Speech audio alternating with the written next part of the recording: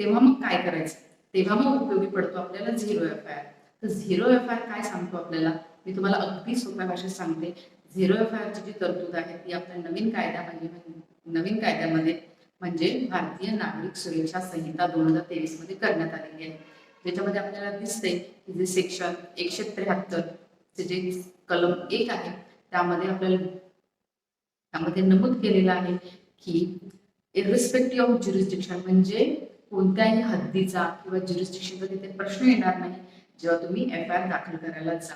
तर प्रत्येक पोलीस स्टेशनला किंवा कोणत्याही पोलीस स्टेशनला जिथे अपराध घडलेला असो किंवा नसो तिथे जाऊन तुम्ही तुमच्या गुन्ह्याची, तिथे जाऊन तुम्ही तुमच्या सोबत जो अपराध घडलेला आहे, काय गुन्हा घडलेला आहे याबद्दल तुम्ही तक्रार देऊ शकता, FIR नोंदवू शकता.